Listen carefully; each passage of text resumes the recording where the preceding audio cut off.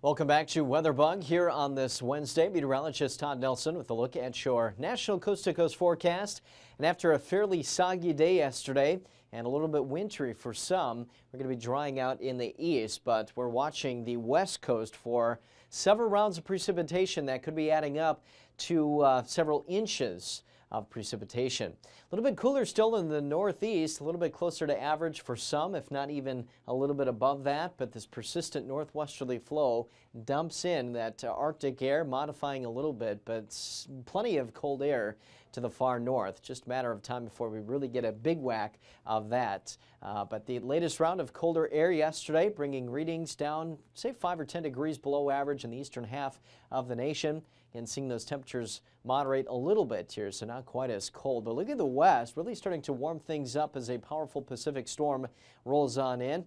Talk about that in just a second, but low clouds and fog from the Tennessee Valley to Florida. Some spotty showers and drizzle within that, but the heavy moisture has come to an end. You're still seeing some lingering stuff across the northern New England states. Here's a secondary front, and that one will bring some light precipitation to those areas, but then some lake effect to follow in that cold air mass behind it. So you can see that out near Marquette, Michigan, Sault Ste. Marie. A little bit of light snow in Duluth, Minnesota this morning.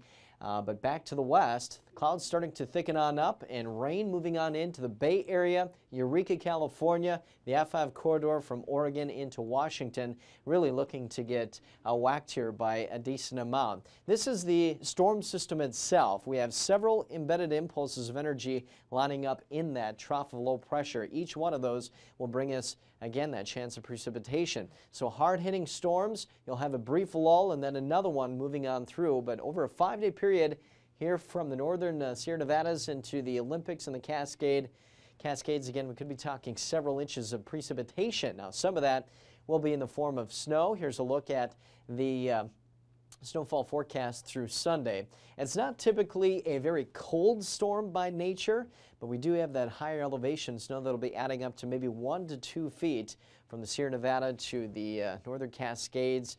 Then also talking about some of the northern Rockies getting in on that. But there's that large storm. Again, several impulses of energy running on through. And what that'll do for the midsection of the nation is warm things up until one of these pieces of energy rolls through by early next week. On Tuesday, that cold air begins to pour out of Canada, but notice the lack of snowfall there. Here's the Minneapolis temperature trend through the next 7 days. By Monday, maybe mid-50s, and then Tuesday, talking some much colder air and breezy. But get ready for a nice little warm-up over the next several days. Today, still cool around the Great Lakes region. Have a great day.